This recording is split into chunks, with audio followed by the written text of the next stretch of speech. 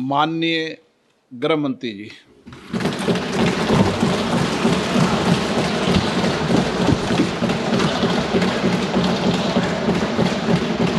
सम्माननीय अध्यक्ष जी, मैं आज पहलगांव में निर्दोष यात्रियों की नृशंस हत्या पाकिस्तानी आतंकवादियों के द्वारा जो की गई और उसके जवाब में देश के प्रधानमंत्री जी ने दृढ़ इच्छा शक्ति का परिचय कराते हुए ऑपरेशन सिंदूर की सेना को परमिशन दी और हमारे वीर जवानों ने सटीकता बहादुरी के साथ पाक स्थित आतंकवादी अड्डों को चूर चूर करने का काम किया। वो घटना पर जो बहस हो रही है, इसमें हिस्सा लेने के लिए मैं खड़ा हुआ हूं। माननीय अध्यक्ष जी, सबसे पहले पहलगांव में जो नृशंस हत्या की गई निर्दोष नागरिकों की, धर्म पूछकर उनको मारा गया, इनके परिवार के सामने मारा गया और बड़ी बर्बरता के साथ ये हत्याएं की गई, इसकी मैं घोर निंदा करता हूं। और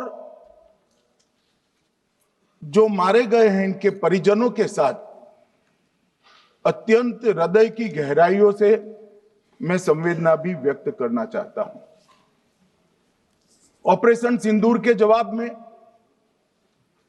पाकिस्तान के हमारे नागरिक ठिकानों पर गोलीबारी की, इसमें भी कुछ नागरिक हताहत हुए, गुरुद्वारा भी टूटा, मंदिर भी टूटा। जो भी नागरिक उसमें घायल हुए हैं और जो हताहत हुए हैं, वो सभी के प्रति मैं पूरे सदन की ओर से गहरी संवेदना व्यक्त करना चाहता हूं। माननीय अध्यक्ष जी, कल से यहां पर पक्ष और विपक्ष दोनों की चर्चा चल रही है और स्वाभाविक है, जब इस तरह की नृशंस घटना घटे देश में, तब इस पर मुक्त चर्चा भी होनी चाहिए, चिंतन भी होना चाहिए, आगे न हो इसकी व्यवस्था की भी चिंता होनी चाहिए। माननीय अध्यक्ष जी, मैं विषय पर आने से पहले आपके माध्यम से सदन को और सदन के माध्यम से पूरे देश को ऑपरेशन महादेव जो कल एक हुआ है, इसकी जानकारी देना चाहता हूं। माननीय अध्यक्ष जी, कल ऑपरेशन महादेव में सुलेमान उर्फे फैजल जट, अफगान और जिब्रान, 3 आतंकवादी सेना, सीआरपीएफ और जम्मू कश्मीर पुलिस के संयुक्त अभियान में ऑपरेशन महादेव में मारे गए। और माननीय अध्यक्ष जी, ये जो सुलेमान है, ए श्रेणी का लश्कर तोयबा का कमांडर था पहलगाम हमले में, और गगनगिर आतंकी हमले में वो लिप्त था। इसके ढेर सारे सबूत हमारी एजेंसियों के पास है।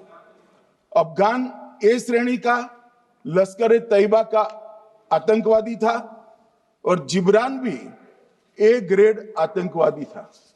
और माननीय अध्यक्ष जी, मैं सदन को और सदन के माध्यम से पूरे देश को बताना चाहता हूं, जिन्होंने बैसरन घाटी में हमारे प्रवासियों को, नागरिकों को मारा था, ये तीनों आतंकवादी ये थे और तीनों मारे गए।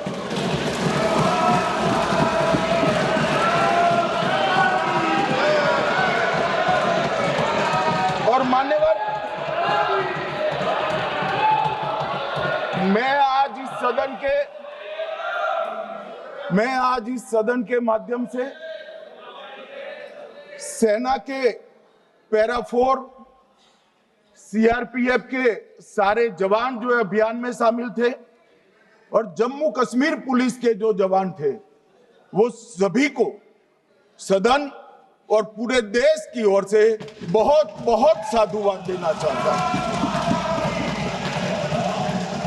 माननीय अध्यक्ष जी, मैं इस ऑपरेशन महादेव के बारे में थोड़ा डिटेल में बताना चाहूंगा। ऑपरेशन महादेव की शुरुआत 22 मई 2025 को, एक प्रकार से तो जिस दिन हत्या हुई थी उसी दिन रात को 22 मई 2025 को हुई। जिस दिन हत्या हुई थी उसी दिन रात को एक सुरक्षा मीटिंग की गई थी जम्मू कश्मीर में। ये पूछ रहे थे, कोई गए नहीं, सिर्फ राहुल गांधी गए। अब आपकी आंख कौन से चश्मे से देख रही है मुझे मालूम नहीं। माननीय अध्यक्ष जी, 1 बजे हमला हुआ, मैं 5:30 बजे श्रीनगर में उतर चुका था। माननीय अध्यक्ष जी, अरे सुनो सुनो, मैं बताता हूँ ना 22 में, सुनो ना प्लीज, धैर्य रखकर सुनो, हमने आपको नहीं टोका है, सुनना पड़ेगा भाई, ऐसे नहीं चलेगा। माननीय अध्यक्ष जी, नहीं, पर बैठे बैठे मत बोलिए आप भी। माननीय अध्यक्ष जी, माननीय अध्यक्ष जी, 23 अप्रैल को टिप्पणी मत करिए। एक सुरक्षा मीटिंग की गई।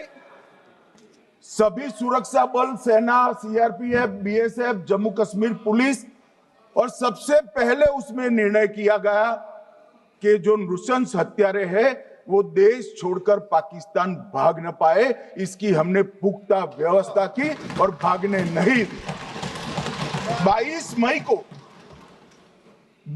मई को आईबी के पास एक ह्यूमन इंटेल आई और एक क्षेत्र के अंदर, दाची गांव क्षेत्र के अंदर आतंकवादियों की उपस्थिति की सूचना मिली।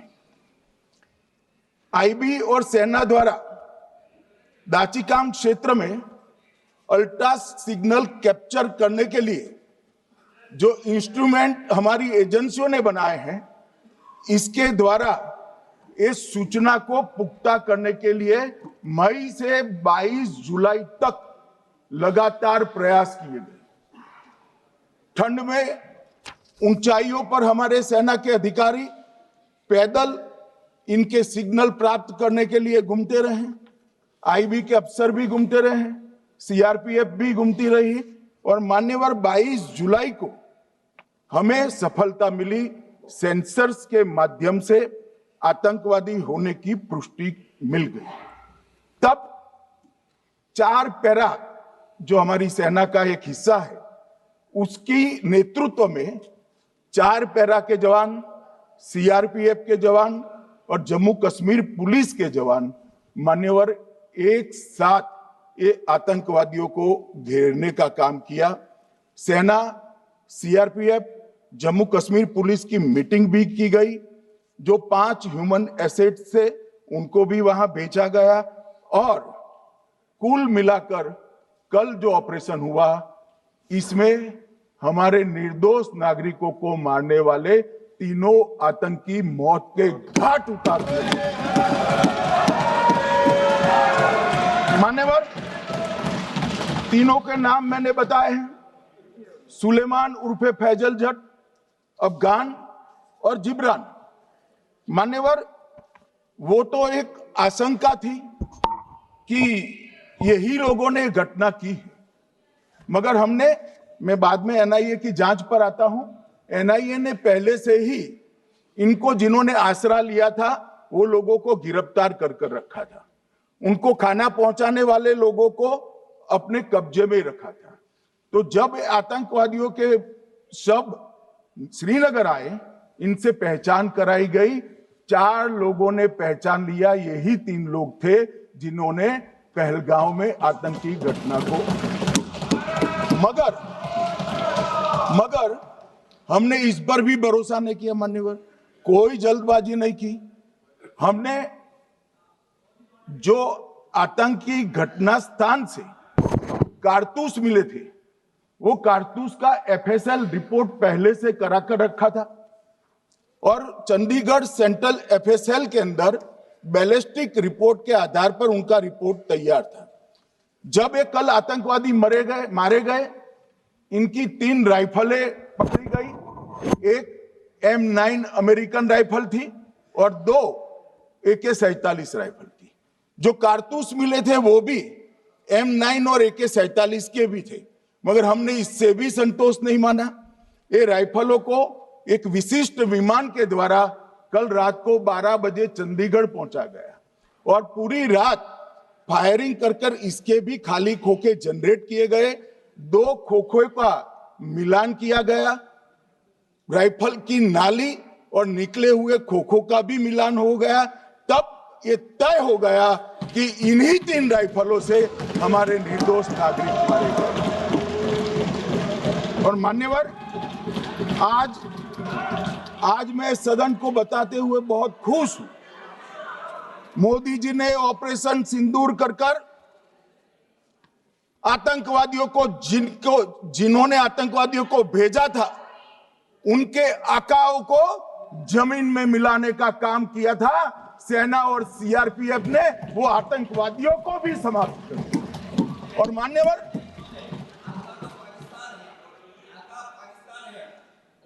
कौन पाकिस्तान से आपकी बात होती है क्या? अरे बैठ जाओ भाई।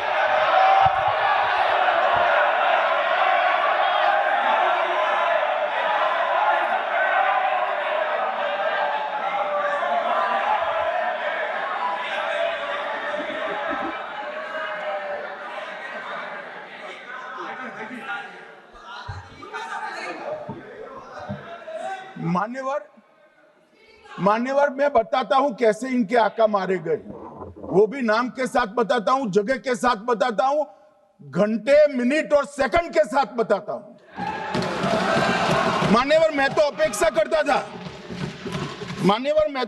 करता था कि जब ये सूचना सुनेंगे पक्ष विपक्ष में खुशी की लहर दौड़ जाएगी, मगर ये स्याही पड़ गई इनके चेहरे। ये क्या है मान्यवर? किस तरह की पॉलिटिक्स है भाई? आतंकवादी मारे गए, आपको इसका भी आनंद नहीं है?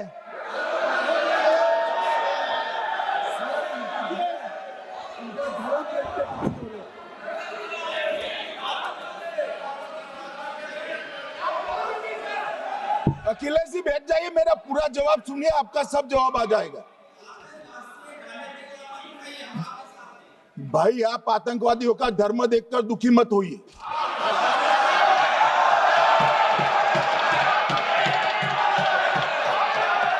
अखिलेश बैठ जाइए यार।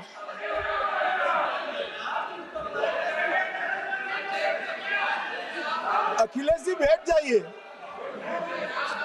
मान्यवर, किसी को संशय रखने की जरूरत नहीं है। बैलिस्टिक रिपोर्ट मेरे पास है, मेरे हाथ में है और 6 वैज्ञानिकों ने इसको क्रॉस चेक किया है। सुबह 4:46 पर फोन पर मुझे 6 ने वीडियो फोन पर कहा है कि 100% वही गोलियां हैं जो वहां चलाई। मान्यवर, ये हमारे देश की सेना, सीआरपीएफ और जम्मू कश्मीर पुलिस, ये तीनों का एक साझा बहुत बड़ा कामयाबी है, जिस पर 140 करोड़ को नाज होना चाहिए, देश की जनता को नाज।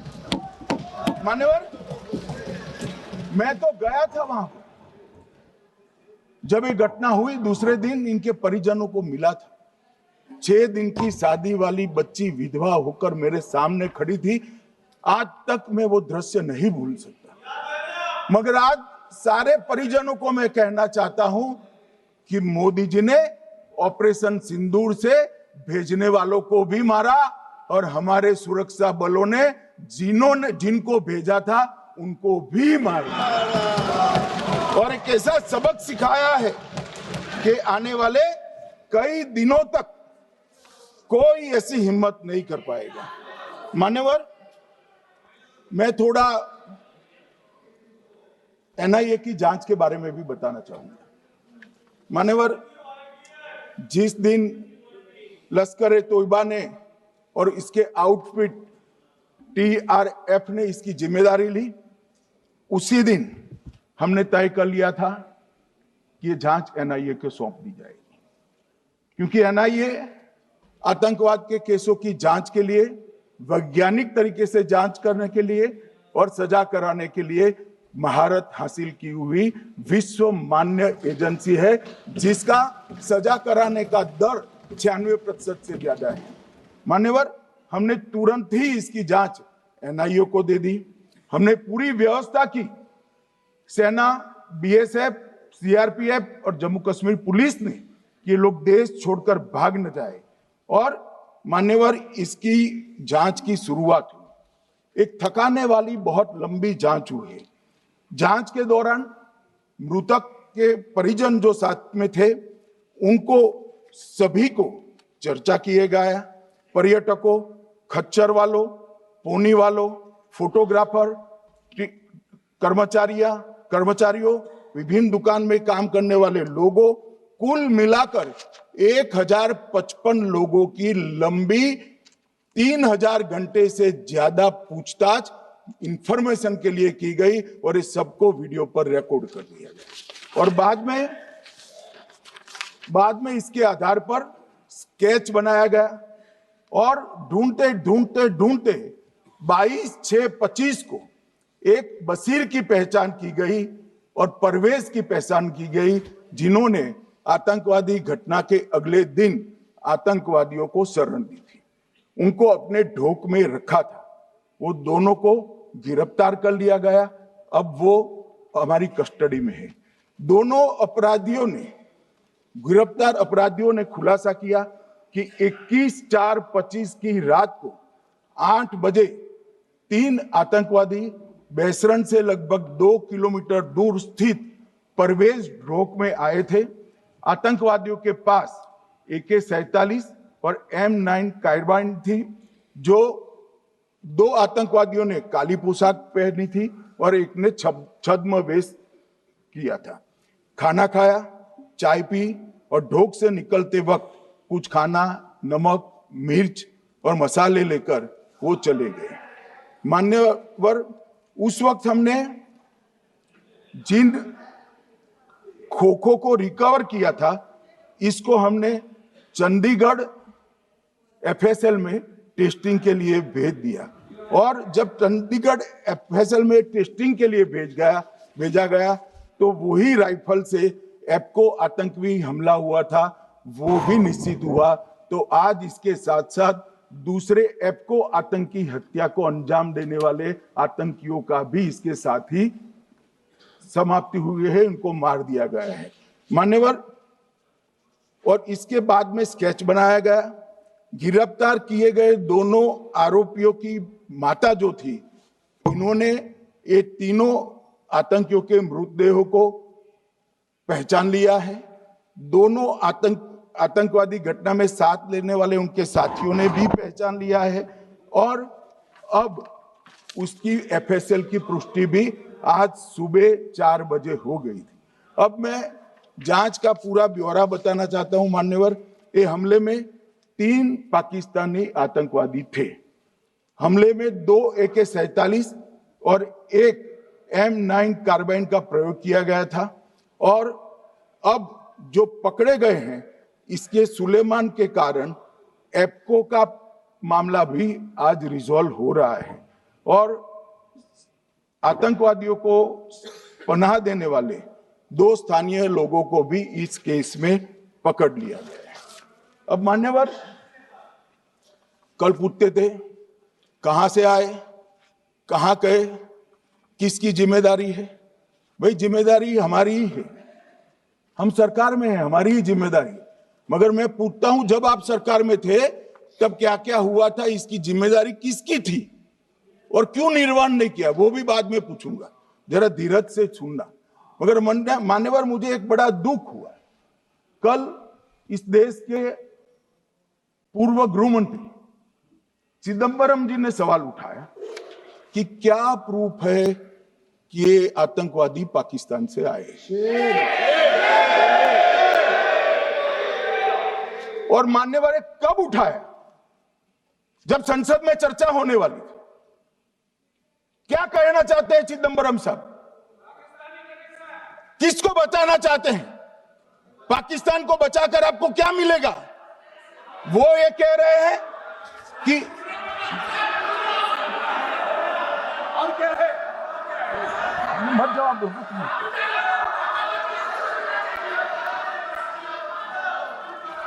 मान्यवर हमारे पास, मैं आज चिदंबरम साहब को कहना चाहता हूं, मैं आज चिदंबरम साहब को आपके माध्यम से कहना चाहता हूं, हमारे पास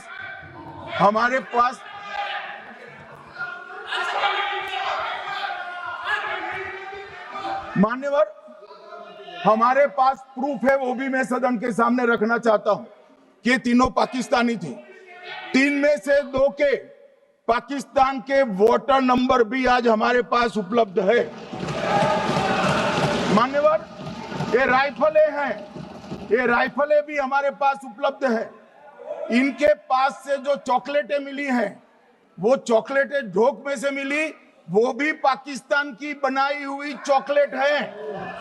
मान्यवर ये कहते हैं कि पाकिस्तानी नहीं थे, इसका मतलब पूरी दुनिया के सामने इस देश का एक पूर्व गृह मंत्री पाकिस्तान को क्लीन चिट दे रहा है।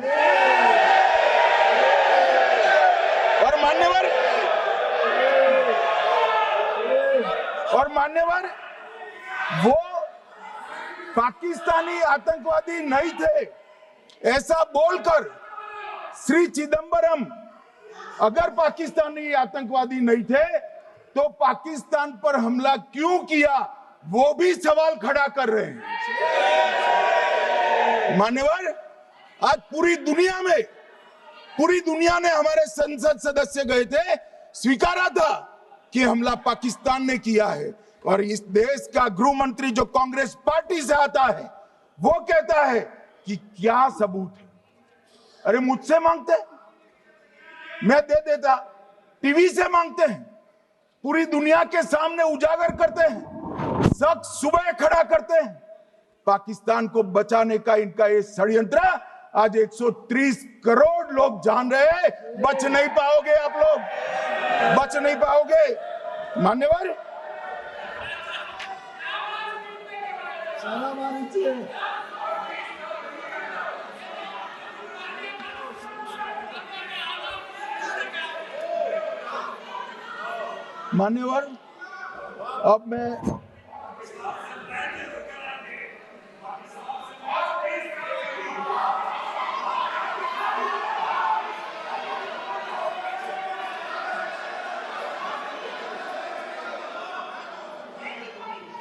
मान्यवर अब मैं पहलगांव आतंकी हमला और ऑपरेशन सिंदूर,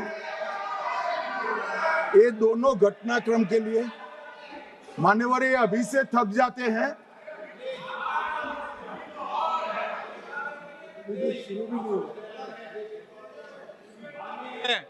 प्लीज बैठिए।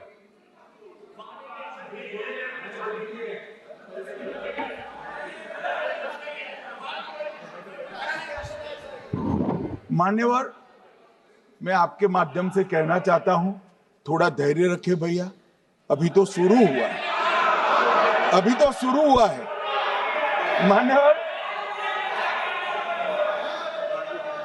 मैं पहलगांव आतंकी हमला और ऑपरेशन सिंदूर के बारे में पूरा घटनाक्रम बताना चाहता हूं। कल ढेर सारे सवाल उठाए। वैसे तो मुझे लगता था कि कल रक्षा मंत्री जी के भाषण के बाद शायद कांग्रेस पार्टी सपोर्ट में भाषण देना शुरू करेगी और अगर थोड़ी बहुत जनता की इच्छा की परख होती तो वो ही करते, मगर नहीं करा। क्योंकि रक्षा मंत्री जी ने बहुत बारीकी से ऑपरेशन सिंदूर की सफलता, इसकी जरूरियात, इसकी प्रासंगिकता और इसके परिणाम, इसके बारे में बहुत अच्छे तरीके से सदन के माध्यम से पूरी देश की जनता के सामने रखा जाए। मगर फिर भी उन्होंने बहुत सारे सवाल किए। अब सवाल किए हैं तो मुझे जवाब देना भी पड़ेगा, उनको सुनना भी पड़ेगा। मान्यवर, मैं पूरा घटनाक्रम बताना चाहता हूं। मान्यवर, 22 अप्रैल को पहलगांव में आतंकवादी हमला हुआ। इसमें 26 लोग मारे गए, 25 भारतीय और 1 नेपाली नागरिक। हमने उसी वक्त मैं श्रीनगर जाने के लिए निकल गया। रात को ही सुरक्षा बलों की मीटिंग कर ये भाग न पाए इसकी व्यवस्था की। माननीय मोदी जी ने 23 और 30 अप्रैल को सीसीएस की मीटिंग चेयर की। ये कह रहे हैं, मैं आज बताना चाहता हूं कि सीसीएस की 23 अप्रैल की मीटिंग में क्या हुआ। सबसे पहला कांग्रेस पार्टी का ब्लंडर था सिंधु जल संधि, इसको स्थगित करने का काम नरेंद्र मोदी जी ने किया। हमने अटारी के माध्यम से एकीकृत जांच चौकी जो चलती थी उसको बंद कर दिया। पाकिस्तानी नागरिकों के सार्क वीजा को सस्पेंड कर सभी को वापस पाकिस्तान भेजने का काम किया। पाकिस्तान स्थित उच्चायोग ने रक्षा, सैन्य, नौसेना के सलाहकारों को अवांछनीय व्यक्ति घोषित किया। संख्या को 55 से घटाकर 30 किया और सीसीएस ने ये संकल्प लिया कि जहां पर भी ये आतंकवादी छुपे हैं उनको और उनकी ट्रेनिंग करने वाले अड्डों को सेना, पुलिस, सीआरपीएफ, बीएसएफ उचित जवाब देगी। मान्यवर, जिस तारीख को ये हुआ उसी दिन ये निर्णय हो चुका। मान्यवर, इसके बाद में कल गोगाई जी कहते थे मोदी जी 24 को पहलगाम जाने की जगह बिहार गए। सुनो यार। मान्यवर, मोदी जी जब ये पहलगाम घटना हुई यहां नहीं थे, विदेश में थे। आने के बाद तुरंत सीसीएस बैठक की और मोदी जी जिस दिन बिहार गए उस दिन पहलगाम में कुछ नहीं, कोई नहीं था, सिर्फ राहुल गांधी थे। सारे लोग चले गए थे, सारे लोग वहां से अपने अपने ठिकाने पर चले गए थे। मगर इन्होंने एक बात कही, उस पर मेरी आपत्ति है। मान्यवर, उन्होंने कहा 24 अप्रैल को चुनावी भाषण किया। मान्यवर, देश का नेतृत्व करने वाले देश के प्रधानमंत्री की फर्ज होती है कि देश की संप्रभुता पर, देश के नागरिकों पर अगर ऐसा जघन्य हमला होता है तो जनता की भावनाओं के अनुरूप जवाब देना चाहिए। मान्यवर, मैं आज आपकी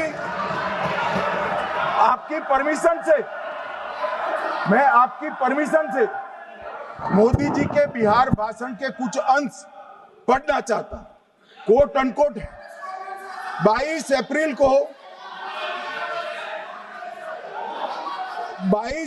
को पहलगाम का यह हमला केवल निहत्थे पर्यटकों पर नहीं बल्कि पूरे भारत की आत्मा पर एक दुस्साहसपूर्ण प्रहार है। आतंकवाद के प्रति दृढ़ और कड़ा रुख, आतंकियों और इसके हमले की साजिश रखने वालों की कल्पना से भी बढ़कर उनको सजा दी जाए। मान्यवर, महत्वपूर्ण है आतंकियों और इसकी साजिश रचने वाले दोनों को।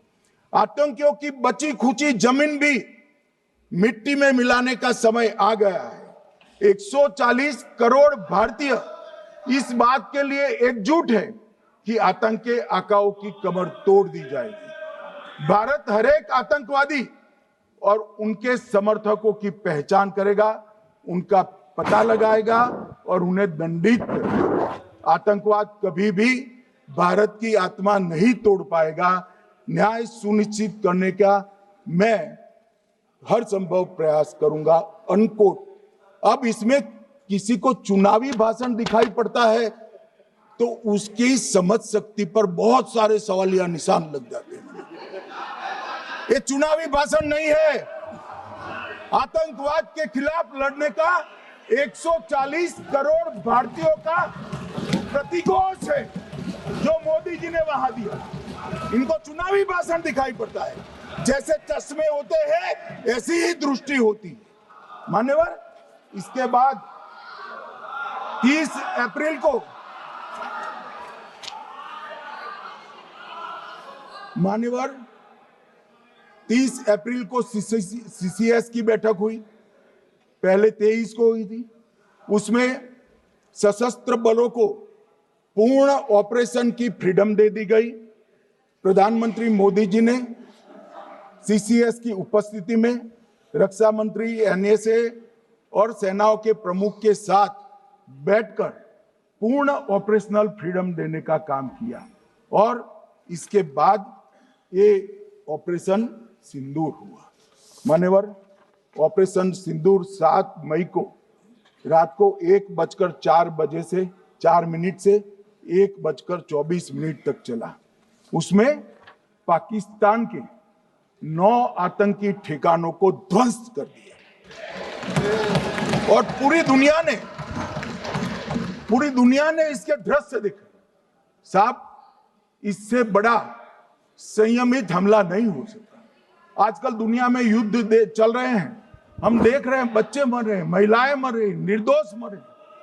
हमने 9 आतंकी अड्डों को समाप्त किया, परंतु एक भी सिविलियन नहीं मारा गया, केवल और केवल आतंकी मारे गए। स्थान थे मरकज सुभान अल्लाह बहावलपुर, मरकज तैयबा मुरीद के, महमूना जाया कैंप सियालकोट, अरे नाम सुनो काम में आएंगे, सरजाल camp Sialkot, Sawai Nala camp Muzaffarabad, Syedna Bilal camp Muzaffarabad, Gulpur camp Kotli, Barnala camp Bhimber और अब्बास कैंप कोटली। मान्यवर, सर्जिकल स्ट्राइक और एयर स्ट्राइक में हमने पाक ऑक्यूपाई कश्मीर में ही हमला किया, एक प्रकार से भारत के हिस्से पर ही हमला किया।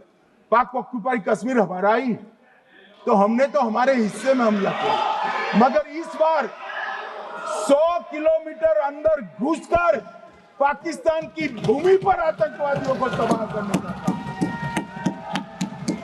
और मान्यवर, ये आतंकी वो के ठिकानों पर हमला हुआ, इसमें मारा कौन गया? हाफिज मोहम्मद जमील जैसे मोहम्मद के प्रमुख मौलाना मसूद अजहर के बहनोई, मुदस्सर खादियान मरकज तैयबा मुरीद का प्रमुख, याकूब मलिक जेएम पदाधिकारी, मोहम्मद हमसा जमील जेएम ऑपरेटिव, मोहम्मद यूसुफ अजहर गंभीर रूप से घायल था, फिर मारा गया। जैसे मोहम्मद का आमिर मोहम्मद हसन खान गंभीर रूप से घायल था, फिर मारा गया। जेएम ऑपरेटिव मोहम्मद हसन गंभीर रूप से घायल हुआ। अब्दुल मलिक, खालिद अबू अक्स और नोएम मलिक, इनका कोई पता ठिकाना नहीं। और मान्यवर, ये पूछते थे मुझे कल कि पहलगांव के दोषी कहां गए, वो पहलगांव के दोषी कहां गए? ये जो मैंने, अरे सुनो ना यार, ये जो 10 मैंने नाम पढ़े हैं, इसमें से 8 ये चिदम्बरम एंड कंपनी के समय में आतंकवादी घटना घटाने वाले लोगों को नरेंद्र मोदी जी ने मारा। ये हमें पूछते कहां गए? अरे भाई, आपके समय में जो छुप गए थे उनको चुन चुन कर हमारी सेना ने समाप्त कर दिया है। और ये 10 नहीं, कल राजनाथ जी घबराते घबराते बोले हैं, अब ऑथेंटिक शब्द का है, मैं बढ़ा नहीं सकता, मगर कम से कम 100 लोगों को हमारी सेना ने समाप्त, 100 से अधिक लोगों को हमारी सेना ने समाप्त करने का काम। मान्यवर, और इस पर भी गर्व नहीं कर सकते आप? इस पर भी गर्व नहीं कर सकते?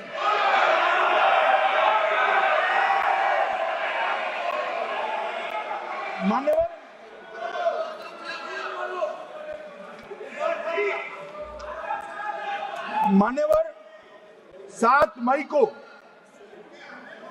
1:26 पर 22 मिनट पर ये हमारा काम समाप्त हो गया। हमारे डीजीएमओ ने उनके डीजीएमओ को बता दिया कि भाई हमने आतंकवादी हमलों पर स्थानों पर सिर्फ हमला किया है, इनके हेडक्वार्टर पर हमला किया है, जो हमारा आत्मरक्षा का अधिकार है। पूरी दुनिया इसको एक्नॉलेज करती है। ऐसा नहीं हो सकता है मनमोहन सिंह के समय की तरह कि वो आकर मारेंगे और हम चुपचाप बैठे रहेंगे और जाकर चर्चा करेंगे। ये नरेंद्र मोदी सरकार, ऐसा नहीं हो सकता। डोजियर भेजते रहेंगे। मान्यवर, उरी में हमला हुआ, हमने सर्जिकल स्ट्राइक किया। पहलगाम में हमला हुआ, एयर स्ट्राइक करा, और अरे पुलवामा में हुआ, एयर स्ट्राइक करा, और पहलगाम में हमला किया। 100 किलोमीटर अंदर जाकर 9 अड्डों और 100 से ज्यादा आतंकवादी को समाप्त। मान्यवर, अब देखिए, हमने तो हमला किया था पाकिस्तान स्थित टेररिस्ट ठिकानों। अब पाकिस्तान से गलती हो गई। टेररिस्ट ठिकानों पर जो हमला किया था उसको वो अपने पर का हमला मान बैठे और पूरी दुनिया में कहते थे कि हमारा टेररिज्म से कोई लेन देन नहीं है। ये तो अब ऐसे ही ग्रुप करते, हम तो विक्टिम है, जो मनमोहन सिंह ने सर्टिफाइड भी कर दिया था कि ये भी विक्टिम है। मान्यवर, मगर दूसरे दिन इनकी श्रद्धांजलि का कार्यक्रम हुआ और पाकिस्तान को मालूम नहीं पड़ा कि ये पूरी दुनिया देखेगी। सेना के आला अफसर उनके नमाजे जनाजा में उपस्थित हुए, उनके जनाजे को कंधा दिया और ये सारे आतंकवादियों के जनाजे के जुलूस के अंदर पाकिस्तानी सेना, इनके अफसर, आईएसआई के अफसर, वहां की पुलिस के अफसर अश्रुभीनी आंख के साथ जुड़े थे। और मान्यवर, ये सिंदूर ने पाकिस्तान को पूरी दुनिया में एक्सपोज कर दिया कि पाकिस्तान के अंदर टेररिज्म स्टेट स्पॉन्सर्ड टेररिज्म है। ये पूरी तरह से, मान्यवर, पूरी तरह से एक्सपोज हो गया। 8 मई को पाकिस्तान ने हमारे रिहायशी इलाकों में हमला किया, हमारे सेना के अड्डों पर हमला किया, मगर एक भी मिसाइल से उनका कुछ नुकसान नहीं कर पाई। बहुत नजदीक से की हुई गोलाबारी के कारण हमारे गुरुद्वारा टूटा, एक मंदिर टूटा, कुछ हमारे नागरिक हताहत हुए। और दूसरे दिन 9 मई को मोदी जी ने सेना को हुक्म दिया, एक मीटिंग करी, राजनाथ जी, मोदी जी, एनएसए, सेना के सारे अध्यक्ष, और जवाब देने का तय किया और उनके 11 एयरबेस को क्षतिग्रस्त करने का काम किया। मान्यवर, 8 एयरबेस इतने सटीक तरीके से तोड़े गए, पाकिस्तान की पूरी एयर डिफेंस सिस्टम धरी की धरी रह गई, कुछ नहीं कर पाई। नूर खान चकलाला एयरबेस तोड़ दिया गया, मुरीद तोड़ दिया गया, सुगुर्दा तोड़ दिया गया, रफीकी तोड़ दिया गया, रहीम यार खान तोड़ दिया गया, जकोबाबाद तोड़ दिया गया, सुक्कुर और भोलारी भी तोड़ दिया। और सुक्कुर, लाहौर, अरिफवाला, चुनेन, जकोकाबाद और नया चोर, ये 6 रडार सिस्टम भी उनके पूरी तरह से ध्वस्त कर दिए। 2 surface to air guided weapon Lahore और ओकारा में इनका जखीरा भी समाप्त कर दिया गया। और मान्यवर, ये हर चीज में पॉलिटिक्स करते, हर चीज में। जब उन्होंने हमारे रिहायशी इलाकों पर हमला किया, फिर भी हमने इनके रिहायशी इलाकों पर हमला नहीं किया, सिर्फ इनके एयरबेस और एयर डिफेंस सिस्टम को निशाना बनाया और उनकी आक्रमण करने की क्षमता को पंगु कर रख दिया।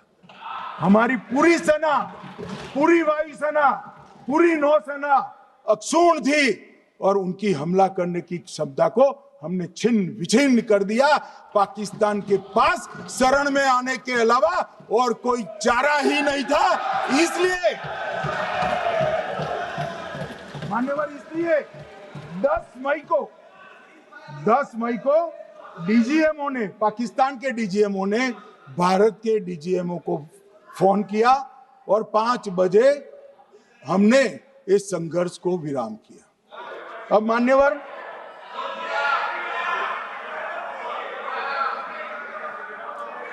ये लोग कल सवाल उठा रहे थे कि इतनी अच्छी पोजीशन में थे, आपने युद्ध क्यों नहीं किया? युद्ध के कई परिणाम होते हैं मान्यवर, करना न करना वो सोचकर करना पड़ता है।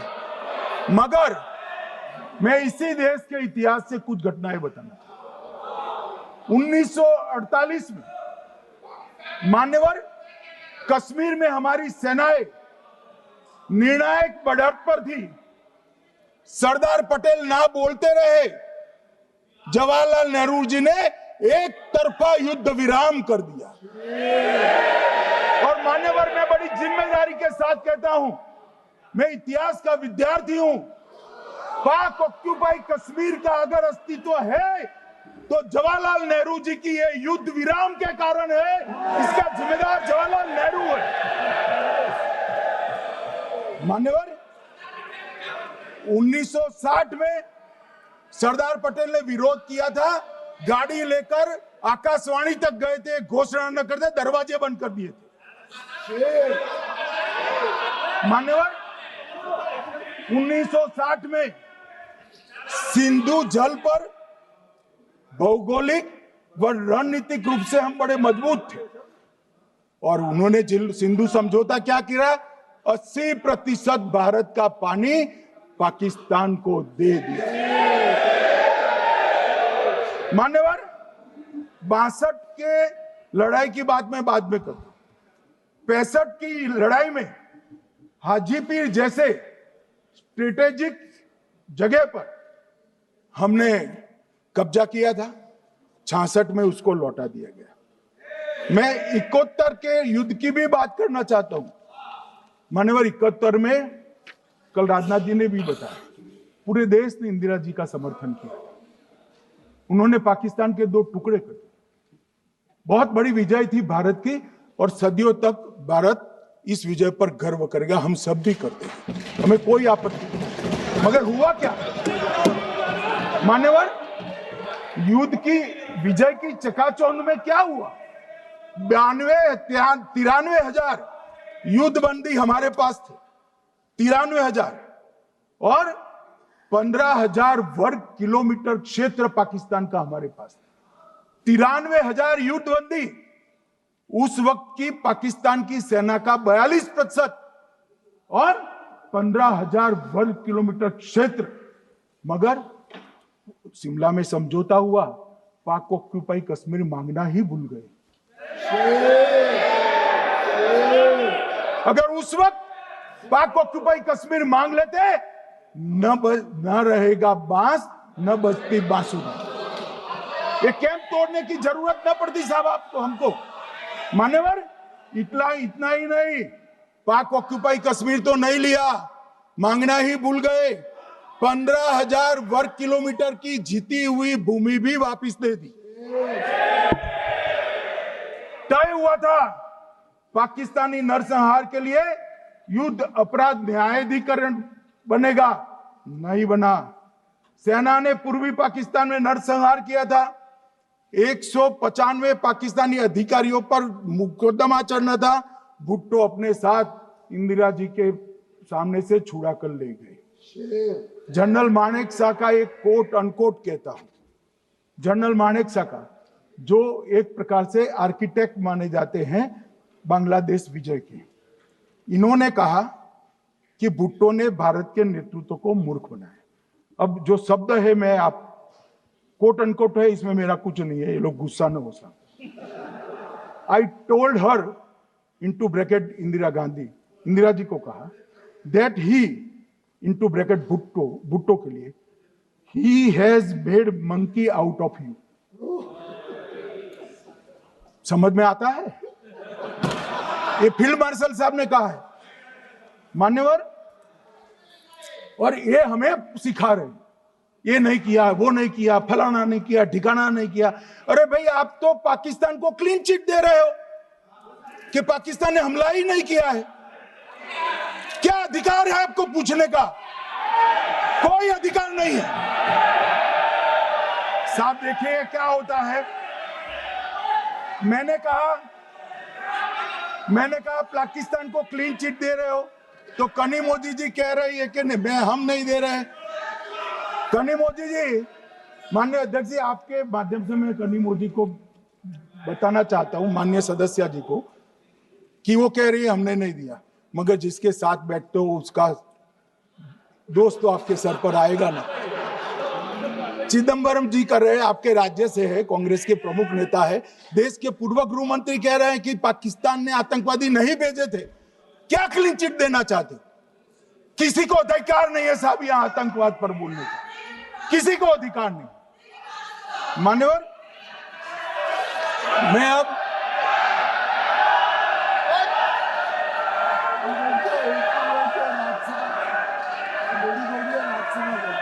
मान्यवर, मैं उनको बताना चाहता हूं, अभी आधा भी नहीं हुआ है, जरा सुनो।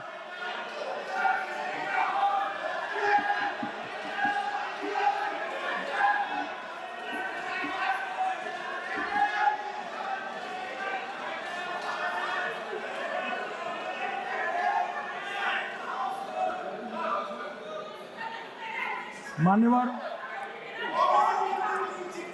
62 के चिन्ह में क्या हुआ, 62 के युद्ध में क्या हुआ? ये अभी कल कुछ कांग्रेस के सदस्य चीन का सवाल पूछ रहे थे, मैं आज पूछना चाहता हूं 62 के युद्ध में क्या हुआ? 38,000 वर्ग मीटर, पूरा सदन ध्यान से सुने, 38,000 वर्ग मीटर अक्साई चीन का हिस्सा चीन को दे दिया गया। और वर्ग किलोमीटर ही बोला, वर्ग किलोमीटर।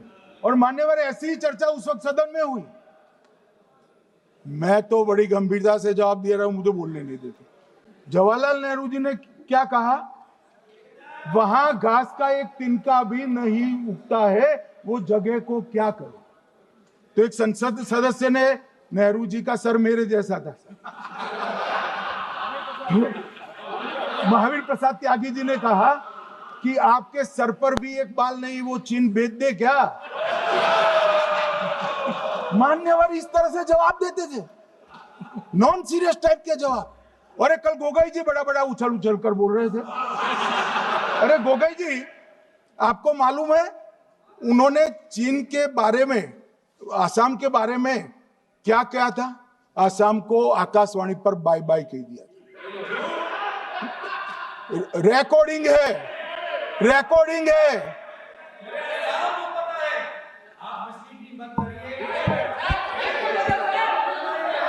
मान्यवर, मैं भी सहमत हूं, मैं भी सहमत हूं, पूरे आसाम को पता है। मान्यवर,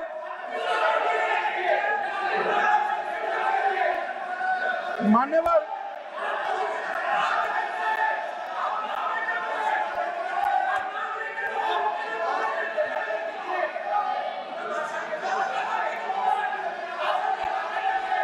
मान्यवर, मुझे मालूम है पूरे आसाम को पता है, इसीलिए तो वो विरोध पक्ष में बैठे हैं वहां पर आसाम में, पूरे आसाम को पता है।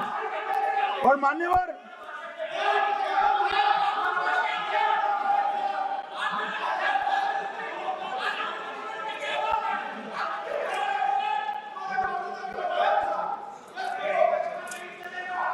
मान्यवर, मान्यवर, जोर से बोलने से सत्य को छिपाया नहीं जा सकता।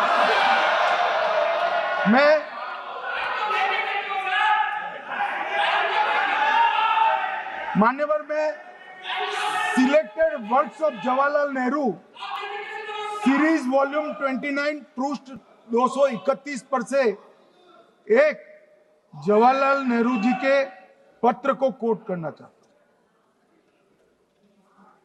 अनौपचारिक रूप से संयुक्त राज्य अमेरिका ने यह सुझाव दिया कि चीन को संयुक्त राष्ट्र में तो ले लिया जाए, मगर सुरक्षा परिषद को नहीं। सुरक्षा परिषद में भारत को लेना चाहिए। यह अमेरिका का प्रस्ताव था।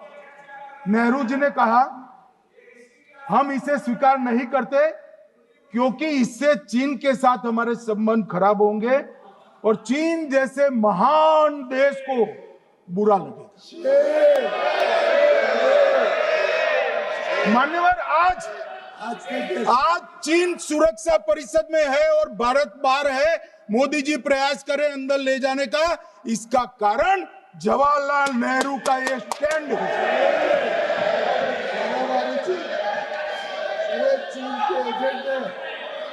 और मान्यवर, एक तो पीढ़ी दर पीढ़ी चलता आ रहा है।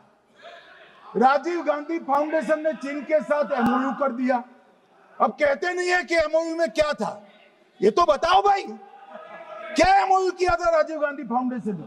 और जब डोकलाम में हमारे सेना के जवान चीन की सेना के सामने आंख में आंख डालकर बैठे थे, वो चीन के राजदूत के साथ राहुल गांधी मीटिंग कर। ये मान्यवर ऐसा नहीं है। जवाहरलाल नेहरू, सोनिया गांधी, राहुल गांधी, तीन पीढ़ी तक के चीन का प्रेम उतरता जा रहा है। मान्यवर,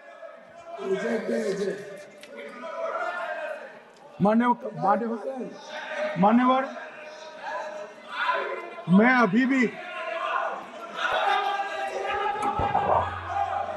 अभी भी एक बात इस महान सदन के माध्यम से देश की जनता को कहना चाहता हूं, जो मेरी मान्यता है। ये सारी आतंकवाद की जड़ पाकिस्तान है और पाकिस्तान कांग्रेस पार्टी की भूल है। पार्टीशन स्वीकार न करते पाकिस्तान कभी न होता।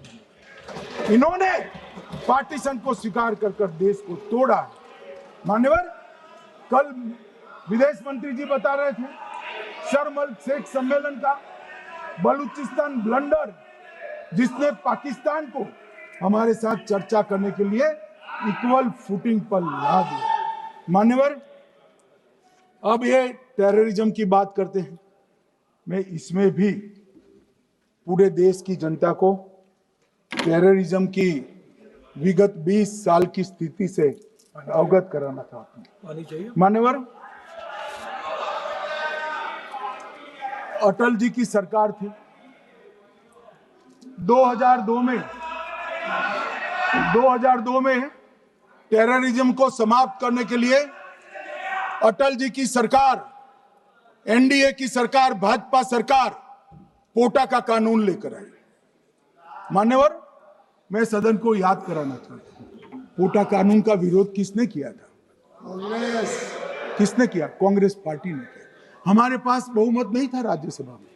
मजबूरन हमने कानून को घिर गया, मजबूरन संयुक्त सत्र बुलाना पड़ा और पोटा कानून संयुक्त सत्र में पारित हुआ।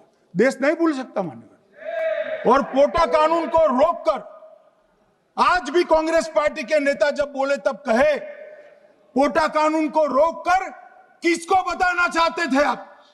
किसको बचाना चाहते थे? पोटा तो आतंकवादियों के खिलाफ था। पोटा को रोककर अपनी वोट बैंक का उल्लू सीधा करने के लिए आप आतंकवादियों को बचाना चाहते। और मान्यवर, 2004 में अटल जी की सरकार गई, मनमोहन सिंह, सोनिया गांधी की सरकार आई। आते ही पहला काम क्या किया मान्यवर? पहली ही कैबिनेट में पोटा कानून को रद्द कर दिया। मैं फिर से पूछता हूं, किसके फायदे के लिए कांग्रेस पार्टी ने पोटा कानून रद्द किया? जवाब दीजिए जरा यहां पर। और मान्यवर, इसके बाद क्या हुआ? 2004 के दिसंबर में पोटा कानून रद्द हुआ। 2005 में अयोध्या में रामलल्ला के टेंट पर हमला हुआ, आतंकवादी मारे गए। मुंबई लोकल ट्रेन 2006, 5 में रामलला पर हमला, 6 में मुंबई ट्रेन में बम धमाके 187 लोग मारे गए। 2006 डोडा उधमपुर में हिंदुओं पर हमला, 34 लोग मारे गए। 2007 हैदराबाद 44 लोग मारे गए। 2007 यूपी लखनऊ वाराणसी 13 लोग मारे गए। रामपुर सीआरपीएफ कैंप, वहां पर हमला हुआ 2008 में। 2008 में श्रीनगर के आर्मी के काफिले पर हमला हुआ, 10 सुरक्षा बल मारे गए। मुंबई आतंकी हमला 2008 में हुआ, 246 लोग मारे गए। जयपुर में 8 बम धमाके हुए, 64 लोग मारे गए। 2008 में अहमदाबाद में 21 बम धमाके हुए, 57 लोग मारे गए। दिल्ली में 2008 में 5 धमाके हुए, 22 लोग मारे गए। और पुणे की जर्मन बेकरी 17 लोग मारे गए। वाराणसी में 10 में धमाका हुआ, 11 में मुंबई में 3 धमाके हुए, 27 लोग मारे गए। अब मैं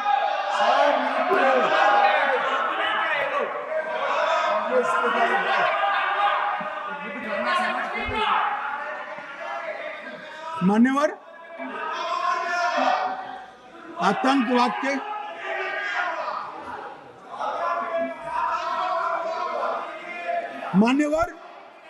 आतंकवाद के खिलाफ लड़ाई होती, कभी वो हमला करते हैं, मगर सवाल ये है कि इन्होंने 5 से 11 के बीच में 27 जघन्य हमले किए, 1000 के करीब करीब लोग मारे गए। आपने क्या किया? क्या किया आपने? जवाब दीजिए, क्या किया? और मैं राहुल गांधी जी को चैलेंज देना चाहता हूं, इन्होंने इस आतंकवादी हमलों के खिलाफ उनकी सरकार ने जो कदम उठाए, यहां खड़े रहकर हिम्मत से बताए देश की जनता को। कुछ नहीं किया मान्यवर। ये यहां से आतंकवादियों की फोटो पाकिस्तान भेजते रहे, डोजियर भेजते रहे। और मान्यवर ये कहते हैं कि आपके समय में भी हमले हुए। मैं उनको अंतर समझाना चाहता हूं, वो देख नहीं पा रहे। मान्यवर, हमारे समय में जो भी आतंकवादी घटना हुई, पाक प्रेरित और कश्मीर सेंट्रिक हुई। देश के हिस्से में 2004 से 2014 से 2025 तक एक भी घटना नहीं हुई है मान्यवर। ये नरेंद्र मोदी सरकार है मान्यवर। और कश्मीर में भी आज स्थिति ऐसी हुई है, उनको पाकिस्तान से आतंकवादी भेजने पड़ते हैं। कश्मीर में आतंकवादी अब हमारे नहीं बनते हैं मान्यवर। और मैं सलमान खुर्शीद जी को भी याद करना चाहता हूं। एक बार मैंने बड़े सवेरे में नाश्ता करता था, टीवी पर उनको रोते हुए देखा। मुझे लगा क्या हुआ, कोई बड़ी घटना हो गई। तो रोते रोते वो श्रीमती सोनिया गांधी के घर से बाहर आ गए कि बाटला हाउस की घटना देखकर सोनिया जी फूट फूट कर रो पड़ी। अरे रोना था तो शहीद मोहन शर्मा के लिए रोते, बाटला हाउस के आतंकवादियों के लिए रोना आता है। और मान्यवर ये हमें पूछते हैं कि आपने क्या किया। कोई अधिकार नहीं है पूछने का, कोई अधिकार नहीं है मान्यवर। और ये हमें पूछते थे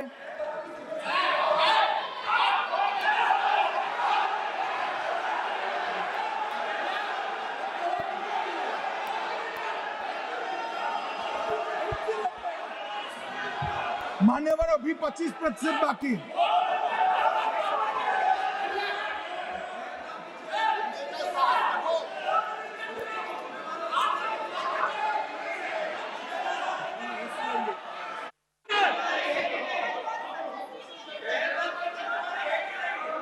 बैठिए, जवाब दे रहे हैं ना आपका, जवाब दे रहे हैं आपका। पहलगांव के बाद जो घटनाक्रम घटित उसका जवाब दे दिया ना माननीय गृह मंत्री जी ने। आपने पूछा आतंकवादियों क्या हुआ, आतंकवादियों का जवाब दे दिया। क्या पूछना चाहते हैं आप? आपने हर सवाल पूछा, हर सवाल जवाब सुनिए। माननीय गृह मंत्री जी।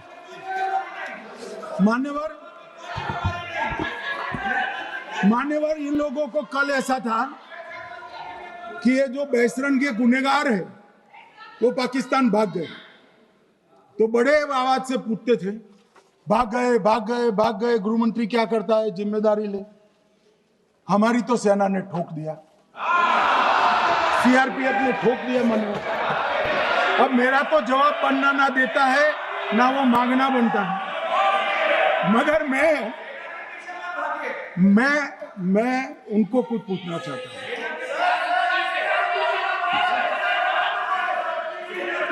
मान्यवर,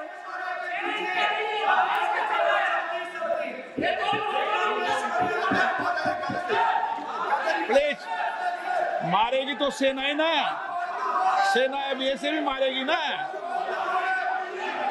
तो वो भी ये कह रहे हैं सेना और सीआईएसएफ ने मारा।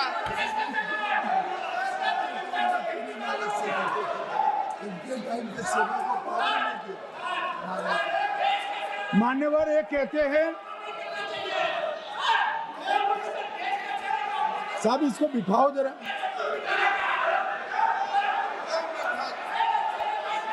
हाँ, बैठिए बैठिए बैठिए बैठिए बैठिए।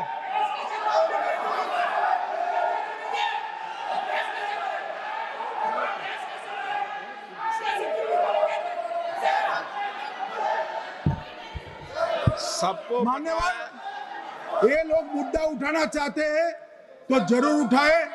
मैं आज सुबह ही सलमान खुर्शीद जी का वो इंटरव्यू मेरे मोबाइल में रिजर्व कर आया हूं। आप जब भी कहोगे ये पूरे टीवी पर बताने के लिए मैं तैयार हूं। सेव कर आया हूं। इनकी इच्छा है तो कल एक समय तय करिए, यहां बता दीजिए चारों टीवी में, और देश की जनता भी देख ले।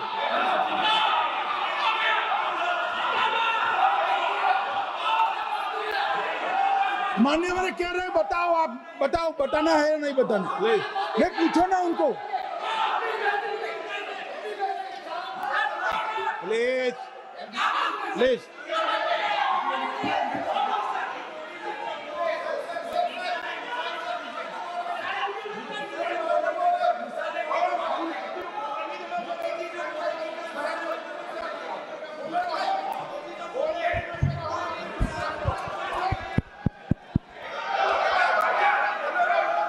ये बिट्टू बैठ जा। मान्यवर, ये पूछ रहे थे कि क्यों भाग गए। अब मेरा समय काफी जाएगा, मैं जरा संक्षिप्त में कहता हूं, घटनाओं पर नहीं जाओ।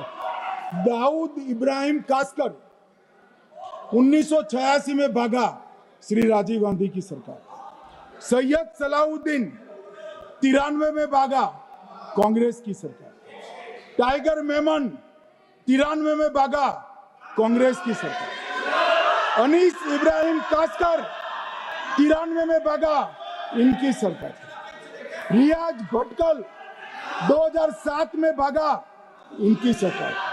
इकबाल भटकर 2010 में भागा, इनकी सरकार। मिर्जा सादाब बेग 2009 में भागा, इनकी सरकार। अब मान्यवर, मेरा तो जवाब मांग लिया, हमारे सुरक्षा बलों ने मेरा जवाब भी दे दिया, अब राहुल गांधी इसका जवाब दे।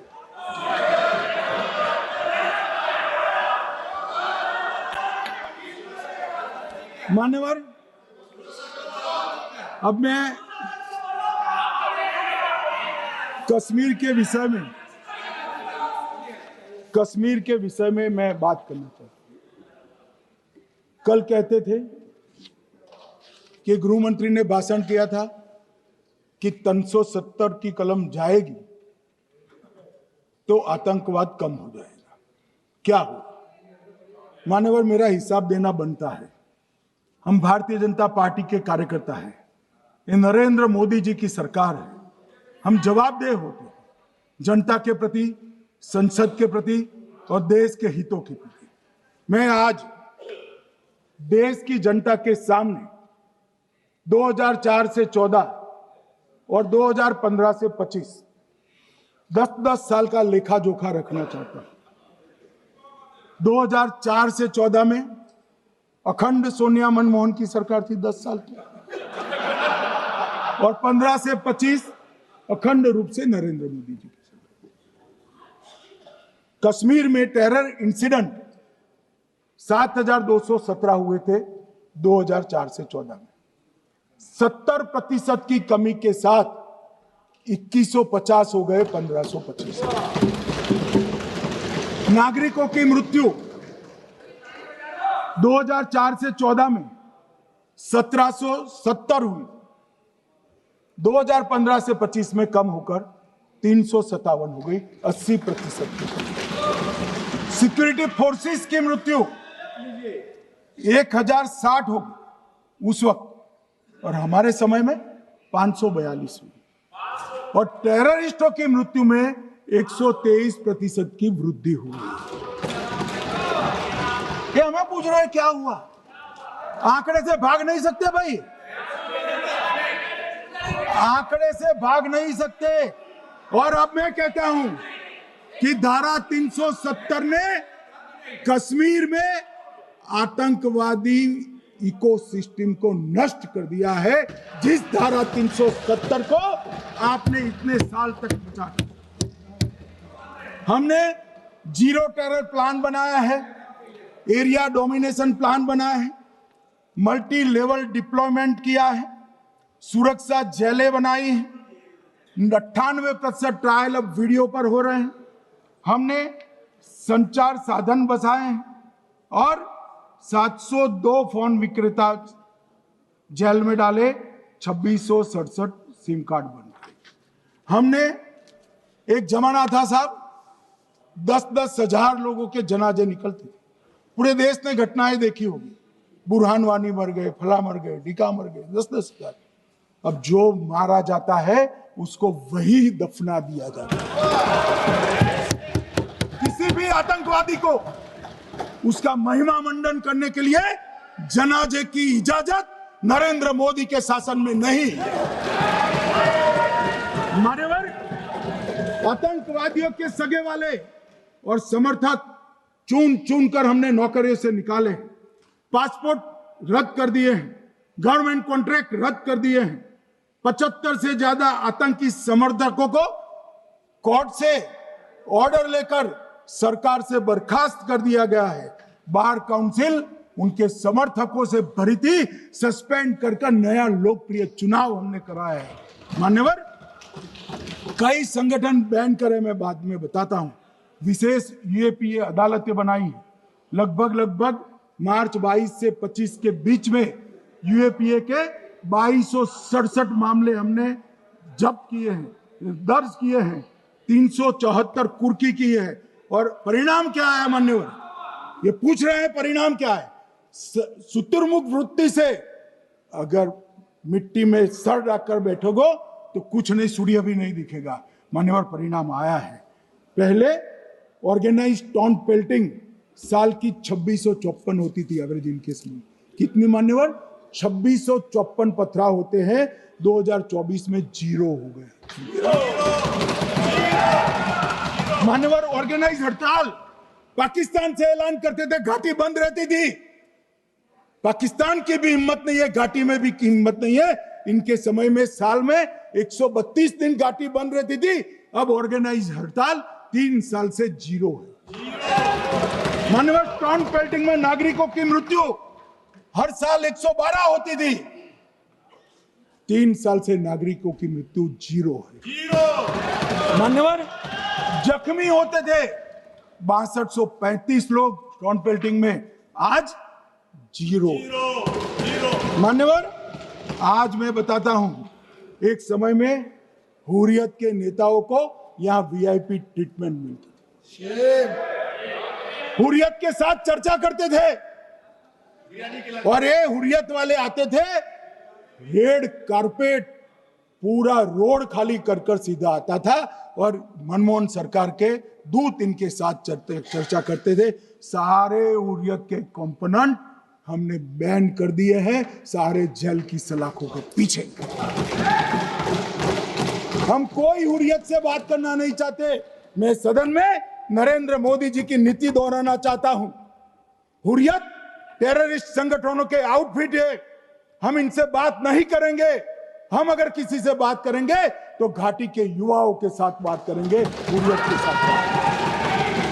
मान्यवर, चुनाव के दौरान डर का माहौल होता था, अब 98.3% मतदान हुआ पंचायत चुनाव। कांग्रेस की बंद बहिष्कार का समय बंद हो गया। सेपरेटिस्ट बात करना चाहते थे, अब वो नहीं कर सकते। और मान्यवर, 2019 के बाद हमने कितने संगठन बैन करे, मैं बोलना चाहता हूं, थोड़ा समय चाहिएगा मान्यवर। The TRF, people's anti fascist front, Tehreek ul Mujahideen, Jamaatul Mujahideen Bangladesh Hindustan, Jammu Kashmir Ghaznavi force, Khalistan tiger force, Hizb ut Tahrir, जमाते इस्लामी, जो जमाते इस्लामी ने पूरे पाकिस्तान के अंदर एक प्रकार से अलगाववाद का जहर घोला, वो जमाते इस्लामी आज बंद कर दिया गया। Jammu Kashmir liberation front, Jammu Kashmir democratic freedom party, Muslim league Jammu Kashmir, Tehreek Hurriyat, Muslim conference Sumji गुट, Jammu Kashmir national front, Jammu Kashmir people's freedom league, Jammu Kashmir people's league, Jammu Kashmir Ittehadul Muslimeen Awami action committee, Sikh for justice और पॉपुलर फ्रंट ऑफ इंडिया को भी हमने बैन किया। और ये शांति ऐसे नहीं हुई है। और ये कहते हैं कि एक भी घुसपैठ नहीं होती है। कभी गए हो आप पाकिस्तान? तो कई बार गए हो गई आप सीमा पर गए हो? पाकिस्तान तो कई बार गए हो, फिर से बोलता हूं, सीमा पर गए हो, सीमा के माध्यम से पाकिस्तान गए हो। हमारे जवानों की कठिनाई देखो साहब, -43 डिग्री में पहाड़ पर रहकर नदी नालों के बीच में चौकी करते हैं। कोई घुस गया तो क्या हुआ? कोई घुस गया, वो बचेगा नहीं। यहां हम उसको या तो अरेस्ट करेंगे या तो एनकाउंटर में वो मारा जाएगा, बचेगा कोई नहीं। इनको सीमा की भौगोलिक कठिनाइयां मालूम नहीं। वहां मान्यवर कई नदी नाले हैं, वेग से पानी आता है, -46 डिग्री टेम्परेचर है, नीचे सुरंगें बनाते हैं। और ये तो ऐसे कह रहे हैं घुस गए। अरे भाई, आपके मन में तो, आपके समय में तो घुसने की जरूरत ही नहीं थी। आप बुलाते थे वीजा देकर, क्यों घुसेंगे? घुसने की जरूरत ही नहीं। जैसे आप पाकिस्तान जाते हो वैसे वो यहाँ आते। मनोहर, अब ये कैसे हमें पूछ सकते हैं? मान्यवर,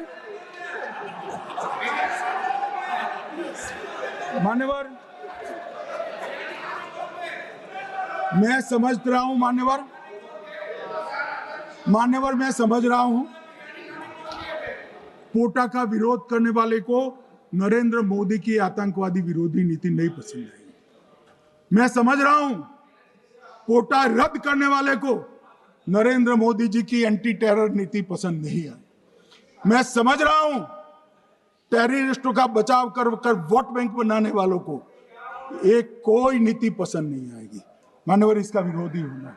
परंतु मैं आज एक बात यहाँ सदन के सामने आपके माध्यम से सदन को और दुनिया को बताना चाहता हूँ। मानवर, ये नरेंद्र मोदी सरकार है टेररिज्म के खिलाफ हमारी जीरो टॉलरेंस की नीति है, ऑफर है, और हम विजयी हो।